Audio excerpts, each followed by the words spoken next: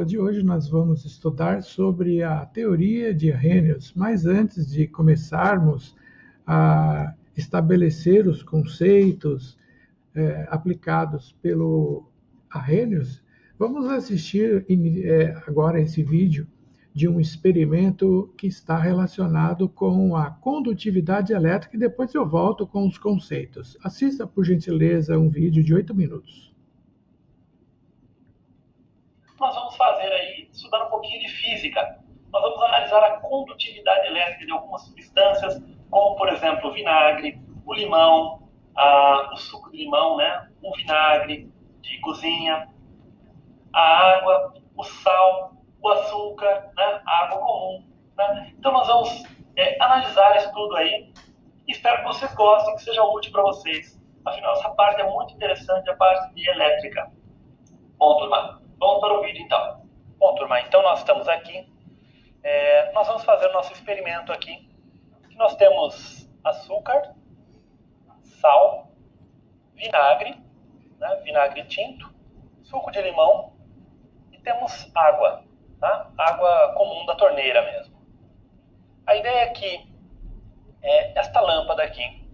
É claro que nós vamos conectar um terminal desta lâmpada a uma das fases da tomada. Essa lâmpada é 110 volts mesmo.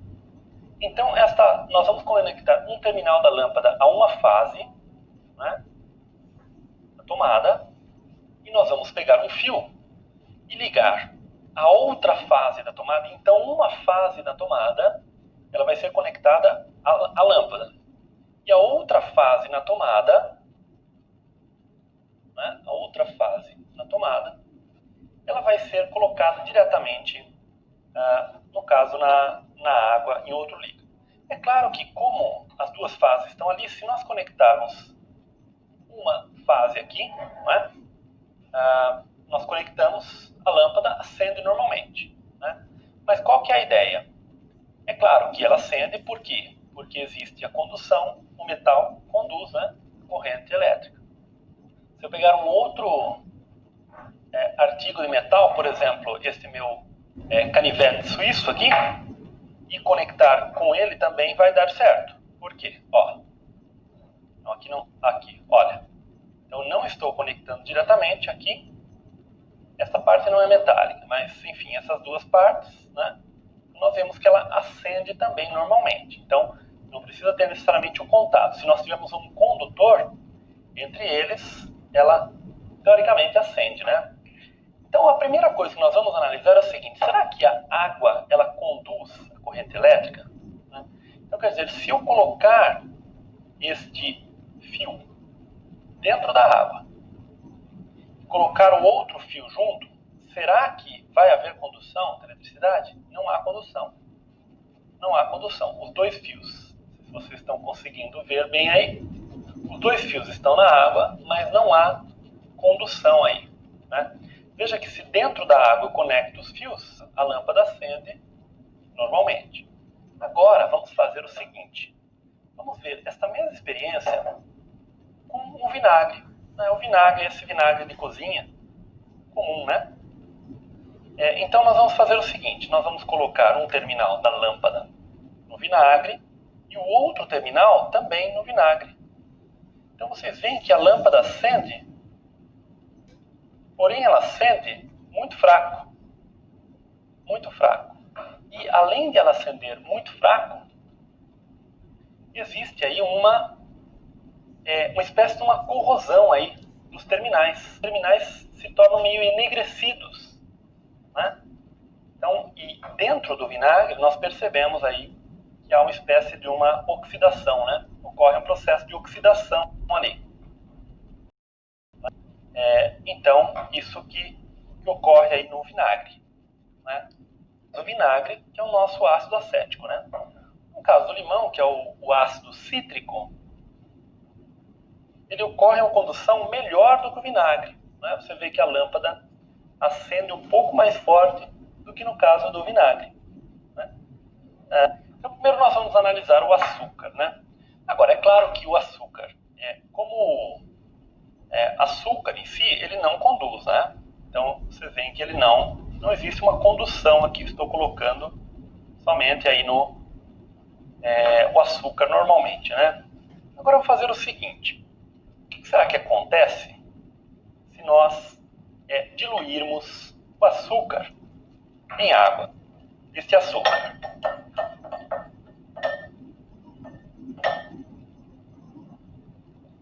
Então, estou dissolvendo o açúcar. Será que o açúcar em água dissolvido, ele conduz a eletricidade? Então, antes, vamos fazer o teste aqui com terminais diretamente, né? Condução normal. E em água, vocês percebem que a lâmpada, ela não acende. Claro que dentro da água, ela vai acender normalmente. Mas o açúcar, então, ele não é um condutor de eletricidade. Agora, o que será que acontece com o sal? Bom, eu tenho novamente aqui um copo com água, né? E agora, água da torneira, e agora eu vou diluir sal comum, né? O sal de cozinha, o cloreto de sódio. E vou diluir aqui na água. Vamos ver agora o que acontece quando nós diluímos aí o sal de cozinha. Vamos ver se agora ocorre algum fenômeno aqui. Então, coloquei um dos terminais dentro do sal, da água com sal, e o outro terminal. E, portanto, aqui vocês percebem que existe a condução.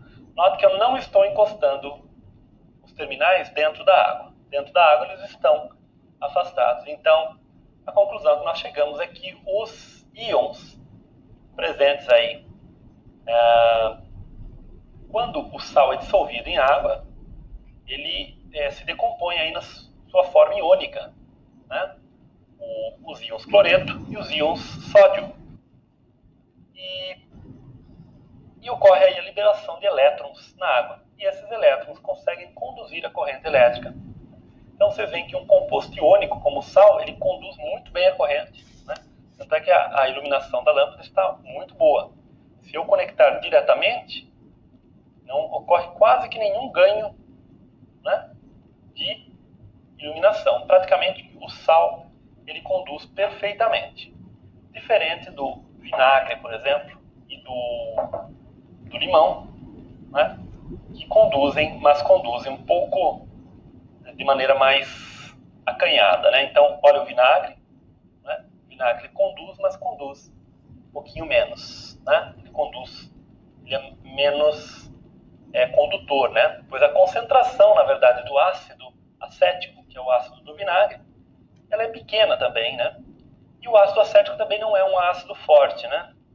Nós fizemos esse mesmo experimento com ácidos mais fortes, então a iluminação será maior. Com o limão, repetindo aqui com o limão, também nós temos a condução com o limão, né? É um pouquinho mais forte do que o vinagre, no caso do limão, né? Bom, turma, e aqui a iluminação perfeita da lâmpada. Esse assunto é muito interessante. Vocês viram aí? Muito bem.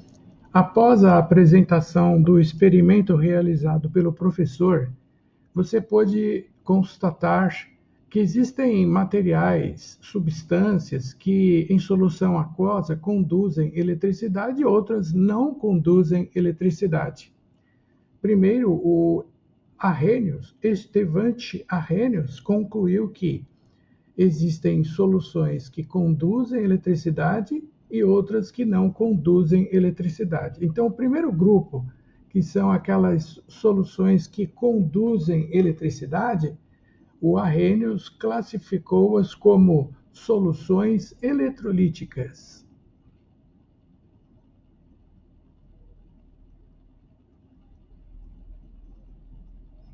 Como a característica que as soluções eletrolíticas apresentam é o fato de conduzirem eletricidade em presença de água em solução aquosa. Então, vamos colocar aqui a principal característica das soluções eletrolíticas é o fato de conduzir eletricidade. Então, a solução eletrolítica, ela conduz eletricidade. Muito bem. A solução eletrolítica, segundo Arrhenius, é aquela que conduz eletricidade. Por outro lado, existe um outro grupo de soluções que, quando foram colocadas em presença de água, elas não conduziram eletricidade, que vai ser classificado como soluções não eletrolíticas, que então vamos estabelecer aqui nesse segundo recipiente, onde eu tenho o açúcar, como foi realizado no experimento, que em presença de água ele não conduziu eletricidade. Portanto, o grupo de substâncias químicas que em presença de água não conduzem eletricidade são chamadas de soluções não eletrolíticas.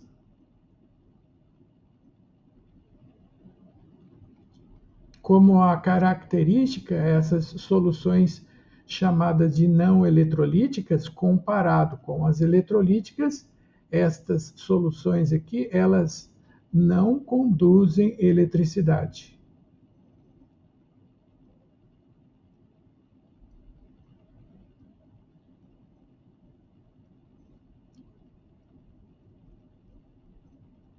Muito bem. A partir deste momento, nós já sabemos, portanto, que existem substâncias que, em presença de água, conduzem eletricidade e substâncias que, em presença de água, não conduzem eletricidade.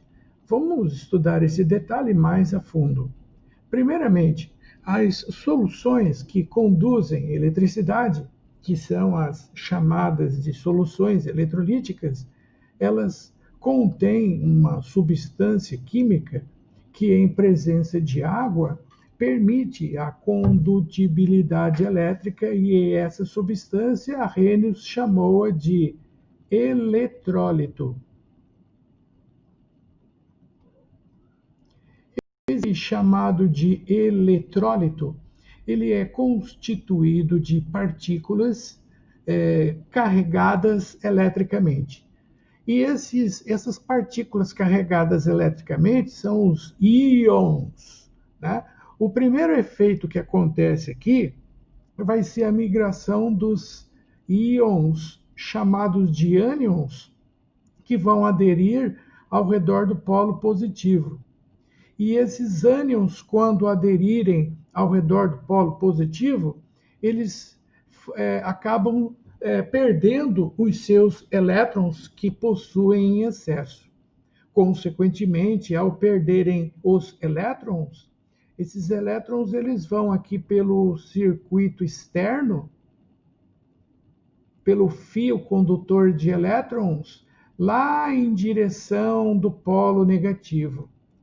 Então, os elétrons eles saem aqui do polo positivo e vão em direção do polo negativo. No meio do circuito existe essa lâmpada que ela vai acender, e o fato dessa lâmpada acender é que vai garantir macroscopicamente, vocês conseguem visualizar o fato da condutibilidade elétrica pelo fato da luz acender.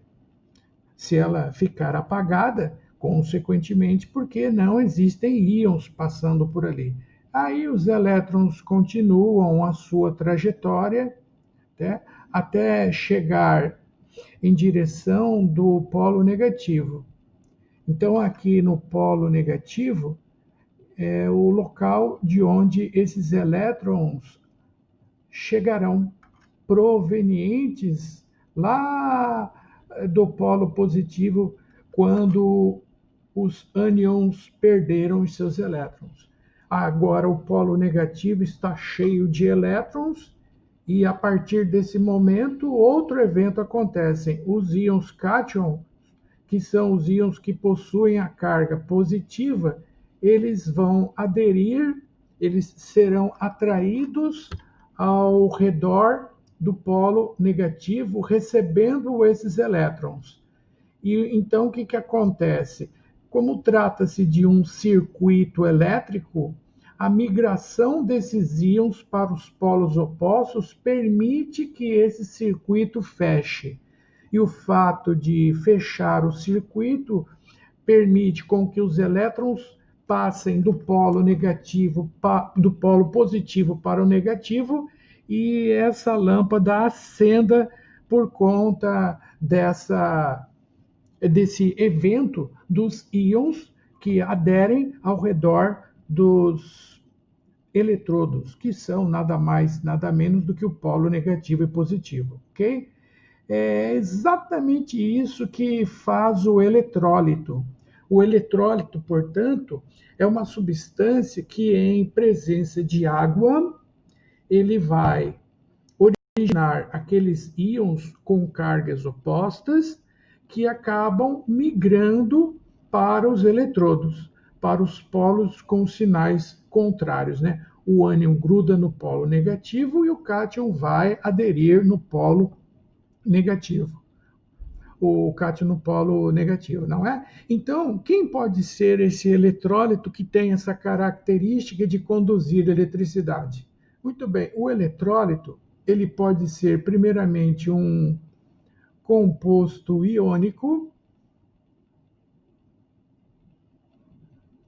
ou ele pode ser um composto molecular.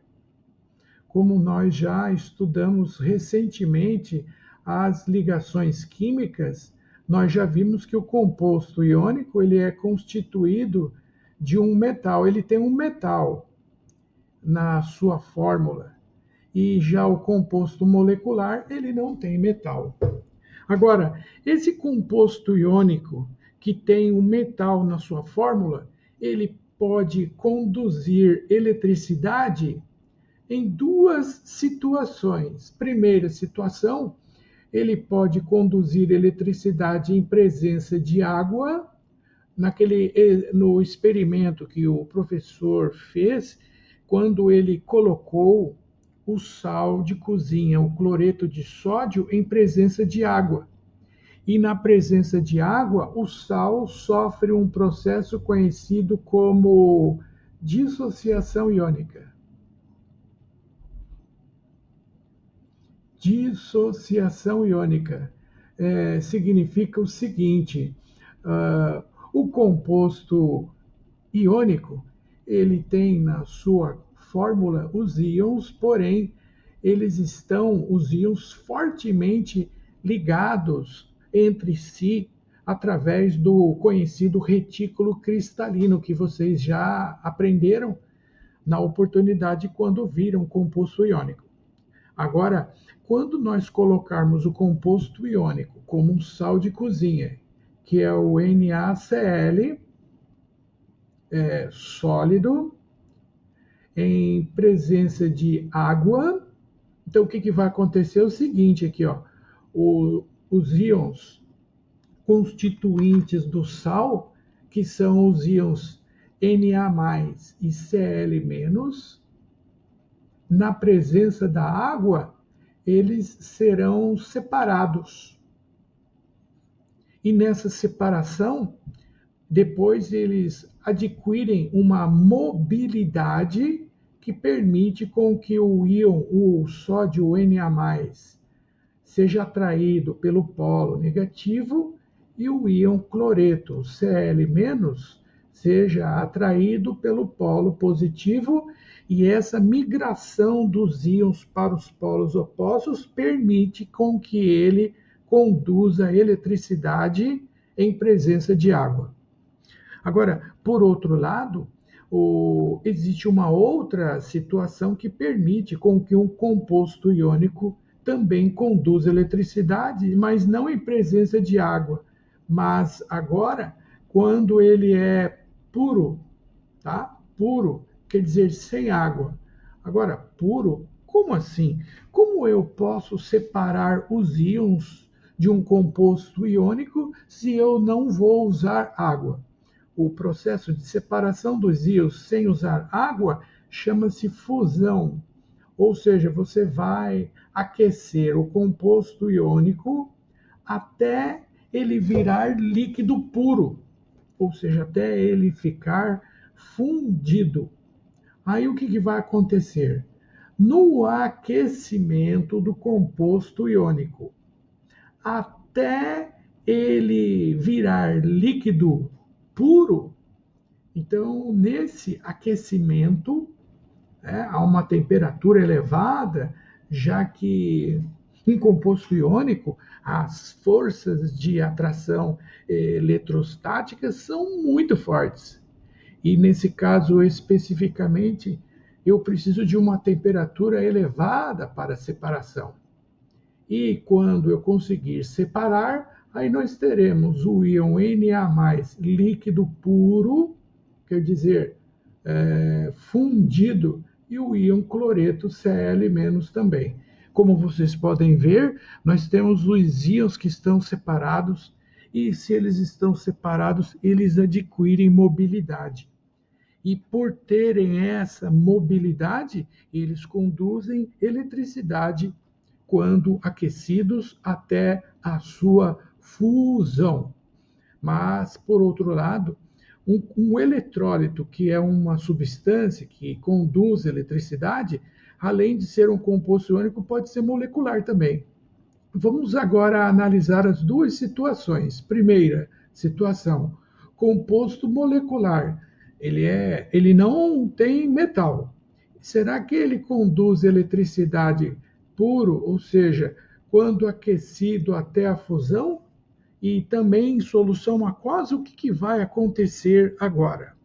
Bom, primeiramente, quando nós pegarmos um composto molecular, ou seja, que não é constituído de íons, e quando aquecê-lo até a sua fusão, até ele ficar fundido, e depois da sua fusão, o composto molecular não conduz eletricidade, porque depois que ele virou líquido puro, ele não possui íons, não tem íons.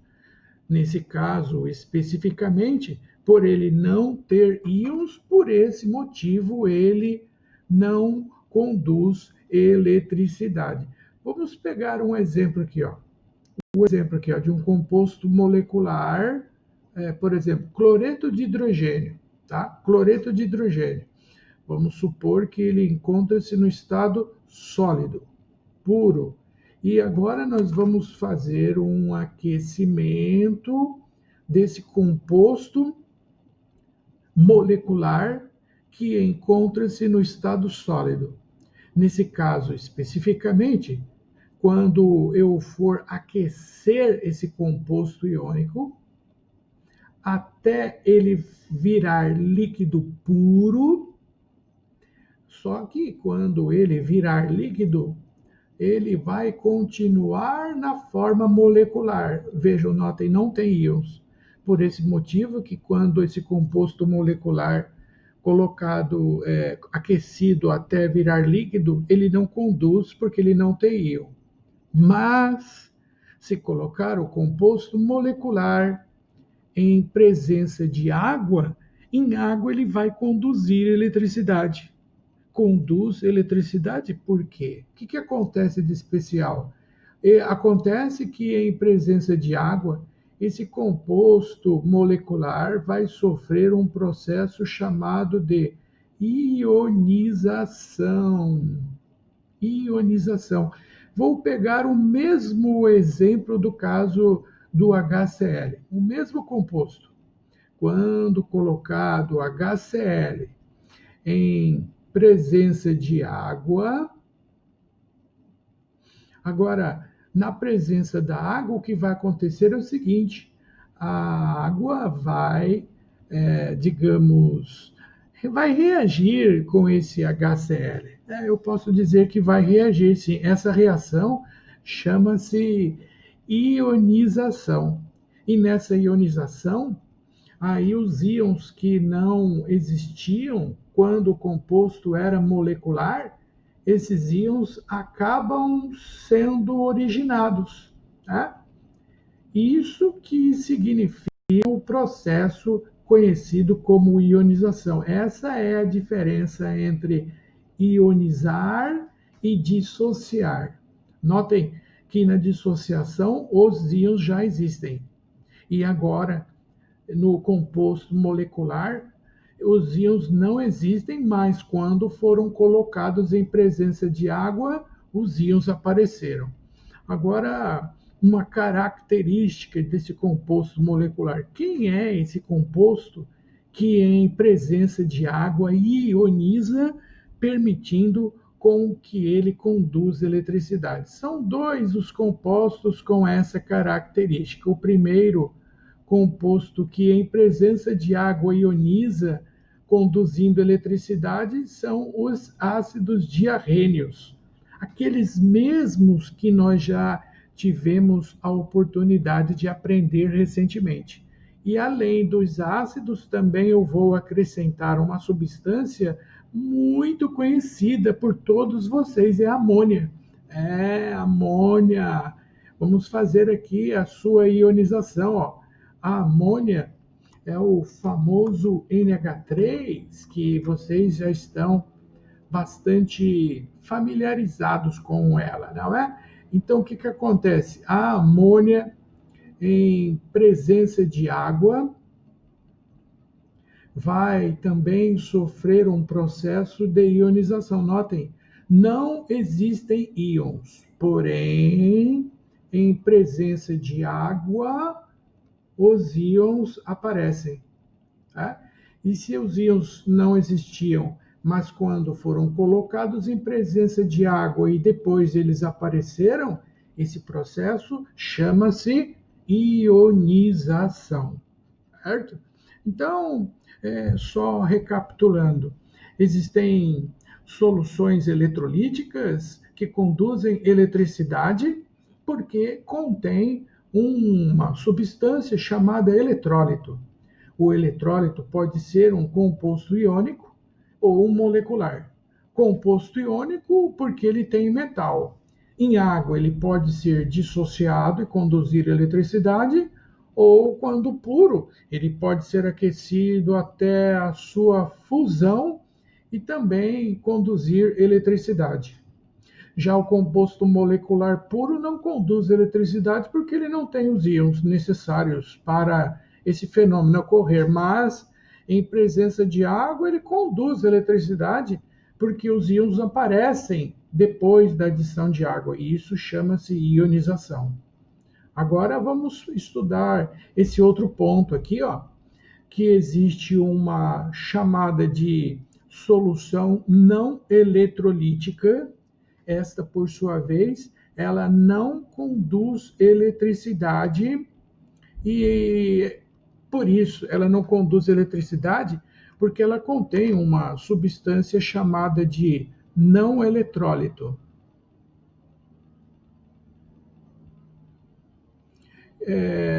Qual é a característica desse não eletrólito? O não eletrólito, ele é um composto molecular. Então, o não eletrólito, que é aquela substância que não conduziu eletricidade, é um composto molecular. Agora complicou, hein?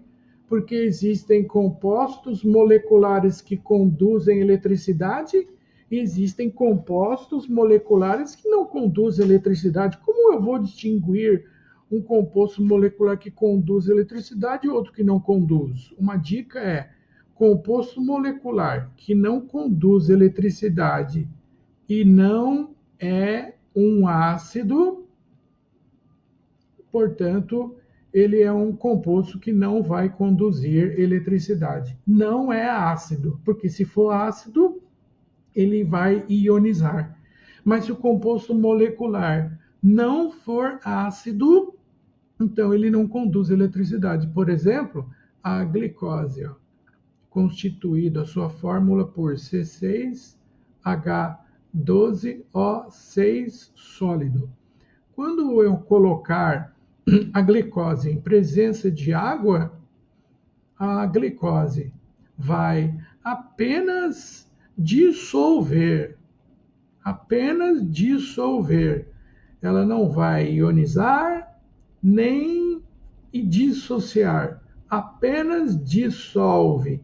E como vocês podem ver, não existem os íons que são os responsáveis para ocorrer a condutividade elétrica. Bom, aqui nós fizemos um estudo mais detalhado dos conceitos estabelecidos pelo estivante Arrhenius. Arrhenius ainda informa dizendo que vocês viram no experimento realizado pelo professor que quando colocou o ácido acético, a luz ficou mais fraca. Quando colocou um ácido mais forte, a luz ficou com um brilho mais intenso. Isso é devido ao chamado grau de ionização, indicado pela letra grega alfa, que vai indicar o número de moléculas que vão ionizar em relação ao número de moléculas dissolvidas. E como esse resultado deve ser expresso em termos percentuais, então ele é multiplicado por 100%. Quando o grau de ionização mais de 50% das moléculas ionizarem, o eletrólito é chamado de forte. Quando menos de 5% das moléculas ionizarem, aí o eletrólito é chamado de fraco. E se ionizar uma quantidade de moléculas entre 5% e 50%, aí ele é moderado ou semiforte. Ou seja, o meio termo, podemos dizer assim, tá?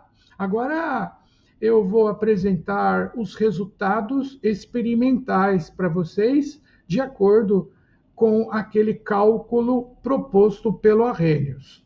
Primeiro, os ácidos que ionizam mais de 50% das suas moléculas, que são considerados fortes, tá? Dos hidrácidos são 3.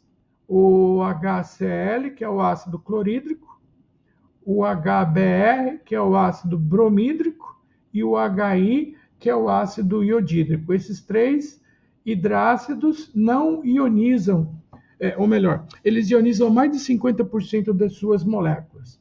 Os fracos que ionizam menos de 5% das moléculas são 2, o ácido sulfídrico e o ácido cianídrico. E o moderado, ou semiforte, que ioniza entre 5% e 50%, é o ácido fluorídrico. Só lembrando para vocês que nós já estudamos todos esses compostos recentemente. Agora, para finalizar, para os oxiácidos existe um macete para fazer esse estudo, que é simplesmente subtrair o número de átomos de oxigênio menos o número de átomos de hidrogênio ionizável. Se essa subtração for igual a 3, então o ácido ele é considerado como muito forte. Muito forte.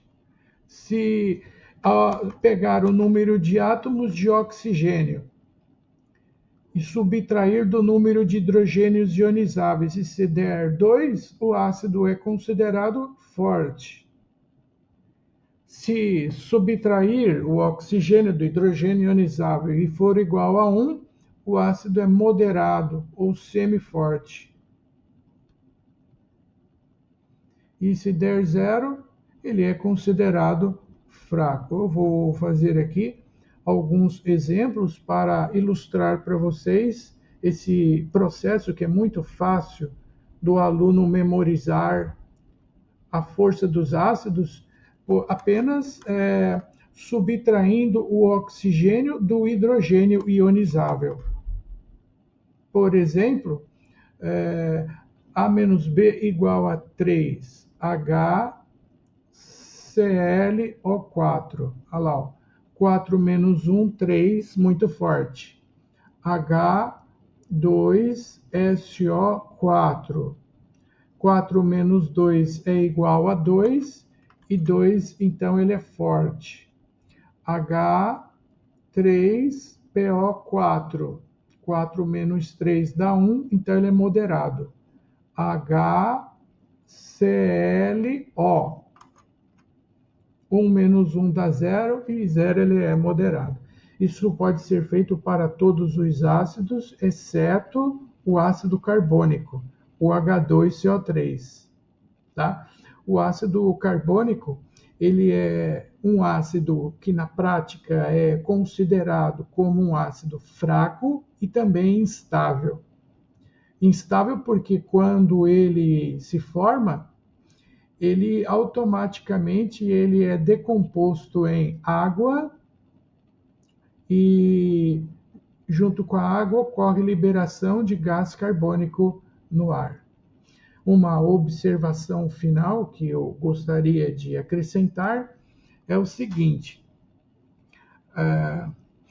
com relação aos chamados ácidos carboxílicos, os ácidos da química orgânica. Você viu no experimento que o professor fez a condutividade elétrica da solução de vinagre? Então, o vinagre ele é constituído do ácido acético, que é um ácido carboxílico.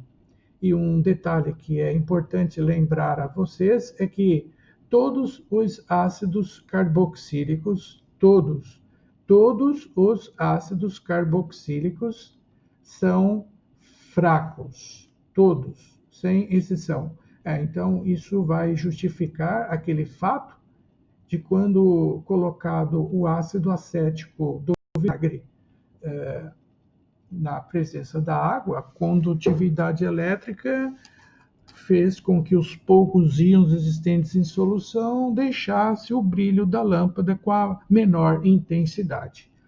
Após a apresentação dessa teoria da força dos eletrólitos e dos conceitos referentes a eletrólito, solução eletrolítica e não eletrolítica, agora vamos fazer os exercícios referentes a esse tema. Muito obrigado a todos pela atenção.